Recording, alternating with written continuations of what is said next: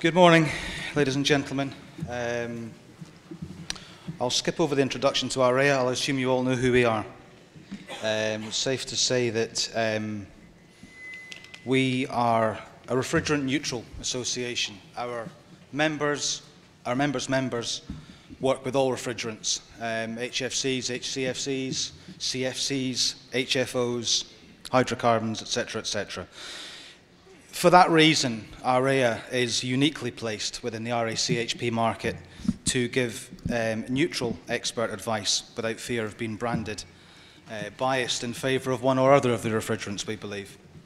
So it's against that background that we developed a number of position papers over the last 3 years, taking part in a lot of stakeholder meetings with the Commission, etc., in various countries.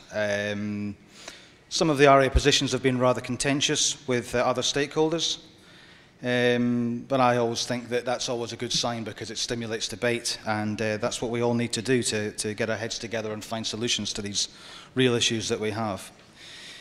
Three main issues the contractors have told us they want us to fight their corner on: training and certification requirements, the proposed service ban on certain gases, as Arno just mentioned, and the proposed ban on pre-charging of split systems. I'll address each of these points in turn, although it's important to remember that each of them are intrinsically linked if we're to make the F-gas regulation truly workable and truly effective. One of the main complaints by contractors in the aftermath of the original regulation has been that an unfair advantage has been given to contractors who made no attempt at all to get registered as required by the law. Those of us who did make the effort and raised our game and became registered and certified have incurred training costs. And obviously those training costs must be passed on to our customer. So the irresponsible contractors out there who didn't bother to get registered and haven't incurred these costs can therefore undercut our prices. And yet we're facing another round of training under the current proposals. The original discussions uncovered the need for mandatory competence assessment, but this became mandatory training once the Commission's legal team had had their input. We believe this would clearly represent a disproportionate recurring cost to contractors for very little gain, in fact no gain really. There is clearly a need to demonstrate knowledge, but demonstrate the knowledge does not mean necessarily training. There's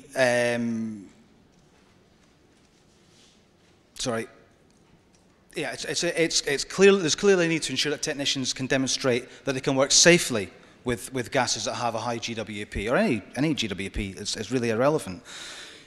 But it's even more important to ensure that there is a competence there where those gases are toxic or flammable, because there's a direct human safety factor as well as the environmental one to look at. The basic fundamental theory, though, of refrigeration doesn't really change from one gas to another. The compression cycle is much the same whether you're working with a hydrocarbon or an HFC or an HFO for that matter. So you don't necessarily need to have long, time-consuming and expensive training courses to bring your technicians up to speed with working with the alternative gases that we're talking about with the flammability issues. The REA idea is to have proper and effective training at the outset of your career, and then to have that knowledge topped up in a modular form for the various different gases. For example, it's unlikely for the foreseeable future that CO2 will become widespread in southern Europe, certainly in the likes of Greece, southern Italy. So there's no real requirement for technicians in those working in those regions to have CO2 training. So the modular top-up concept of training would be a method of demonstrating knowledge of the relevant safety and technical issues relevant to that specific gas. And you would need that modular top-up if you are working with those gases. But these are concepts that are very early in the making, and we've already talked to the Commission briefly about it. it's something that we're going to talk to the Commission more about, I guess, when we're talking about the implementing acts of the current regulation. It's not really part of the F-gas regulation itself, but the implementing act. So we'll be coming to that, hopefully, in the next 6 months as we work towards, and then in the following year as we work into making the new F-gas regulation work effectively. Other training issues have included debate about whether or not certificate renewal is necessary, and to whom does the need for certification apply. Renewal is necessary when there have been significant changes in the technology or legal working practices. There's no question about that at all. But if a certificate, if a certificate is for life and the industry has moved on, then the certificate becomes worthless pretty quickly. But again, that only requires an examination to test knowledge. It doesn't require training courses necessarily. Clearly, if the technician fails the exam, then he needs to undergo some form of training to make sure his knowledge level is correct so that he can then do the exam again. Who needs a certificate? There have been some countries where the need for a certificate has only been placed on contractors working for third parties. And 2 or 3 ARIA members have raised this as a serious issue in their own countries. Instances of large hotel chains, for example, employing their own personnel to work with air conditioning systems in their hotel chains without necessarily having any formal qualification or experience whatsoever. And it undermines everything that we're trying to do with this regulation. Our position is clear that only those technicians and personnel that have demonstrated an understanding of how to safely work with refrigerant gases through examination and testing should be allowed to purchase, handle, or otherwise work with refrigeration systems containing these gases. That's the spirit of the regulation, and that spirit should be adhered to strictly. Another aspect of the regulation that has potential to undermine what we're all trying to do is that of the proposed service ban. Arno's already touched on it, so I won't go into it in any detail. There have been some contradictory dates that have concerned industry. It looked for a while, and it still looks in some cases, that there could be instances, for example, where you could still purchase equipment up until 2018 with the high GWP gas, but you can't service it after 2020. Now that means that equipment that's only 2 years old cannot legally be worked on and serviced by us technicians. Now, if you're not servicing that equipment, it will, by definition, become less and less efficient as the years go on, which seems a bit of a ludicrous scenario to us. So the dates are currently subject to amendments in European Parliament and at the Council, so it's hoped that a bit of common sense and a bit of juggling with some of these dates and some of the equipment will come in. The figure of 2,500 was mentioned by Arno. The original draft came out with 2,150. The rapporteur's report, was talking about bringing it back to 2,150, which was a figure that had been mentioned earlier in the discussions with the Commission.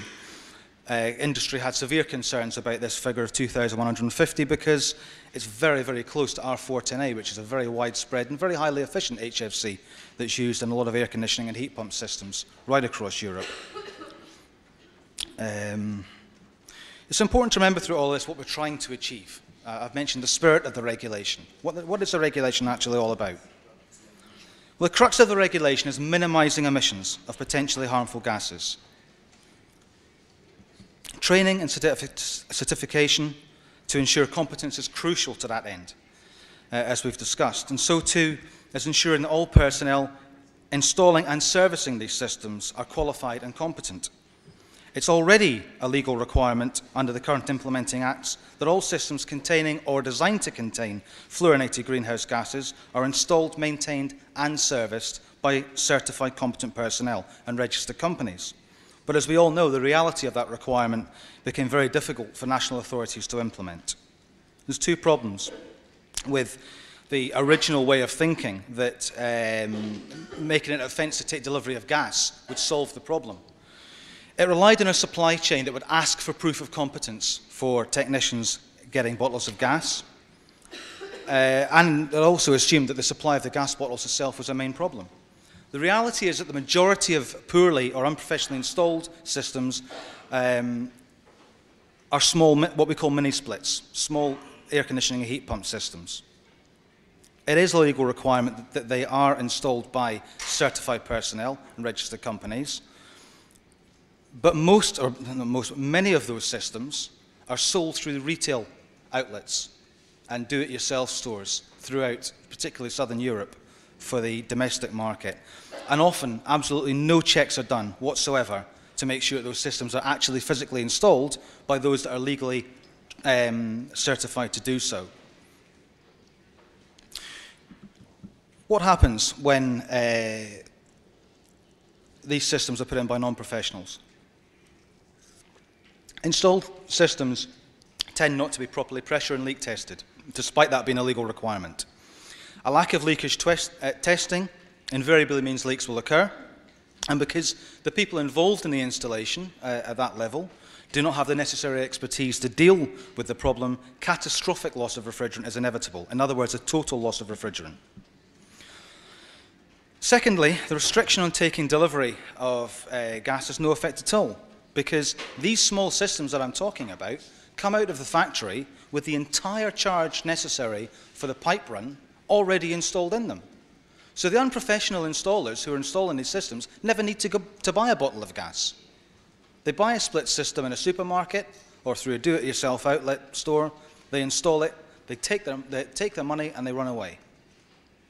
That's what we're trying to address through what RE has been pushing with the regulation. Is it a major problem? Well, let's consider the market. The total market for split air conditioning systems is estimated at 7 million units per year in Europe. Italy itself sold 1 million units in 2010 alone, so I think 7 million is a fairly good estimate for the purposes of this calculation. 7 million units a year is equivalent to approximately 10,500 tonnes of HFCs, or 21,924,000 tonnes CO2 equivalent. A conservative estimate of 10% of those units being unprofessionally installed, and I say conservative because there have been estimates of 20% of these systems being unprofessionally installed, but taking a conservative estimate of 10% means a potential 2.2 million tonnes CO2 equivalent that is being leaked every year that is entirely avoidable. Mention has been made already this morning about the level of greenhouse gas emissions in the atmosphere. The RACHP systems account for about 1.5% of the world's greenhouse gas emissions. But that 2.2 million tonnes would be a very significant stepping stone towards what we're trying to achieve. So, where are we at the moment? ARIA has proposed through the Commission that we ban pre-charging of split systems. There's been a lot of inevitable cries, I guess, from those with a vested commercial interest. A lot of misinformation, a lot of scaremongering has followed. Unfortunately, I believe, although at the moment the concept stays in the proposal, I think it looks likely that the European Council, the working groups at the European Council, will be unlikely to maintain it. The Irish, who hold the presidency at the moment, have come up with what they call a compromise agreement to Article 12, which is the ban on pre-charge. Although the Irish have said quite openly to me that this compromise that they've come up with does nothing to address unprofessional installations. It's purely concerned with the quota levels of gas in Europe. So it really doesn't address the issue that we've been trying to raise awareness of. I've long campaigned, both in the UK, where my own company is based, and in Europe through ARIA, that our sector involved in the installation, service and maintenance of these systems must raise its standards if it's to make the most of technology to the long-term benefit of all. I fear that this opportunity that's been given to us through the F-gas regulation to ensure professional integrity of the supply chain from factory to home, office or retail outlet will be wasted, really, to the long-term cost of us all. And I'm talking all of industry will suffer for it. Let us not forget that environmental campaigners have for a long time argued that containment doesn't work. And this was our opportunity to make it work and show that it could work. We've argued that we can improve leakage rates, and we've demonstrated that we have done that, particularly in the mainstream supply chains. but we've consistently stated that we technicians need the support of manufacturers to ensure professionalism. The self-interest, unfortunately, of certain manufacturers that will remain nameless today in protecting their supply route to direct selling to anybody who has the cash available undermines all of what we're trying to do. Words are cheap, action takes courage, and I fear that a failure to see this proposal through will be a missed opportunity that our sector will long pay the price for. Thank you.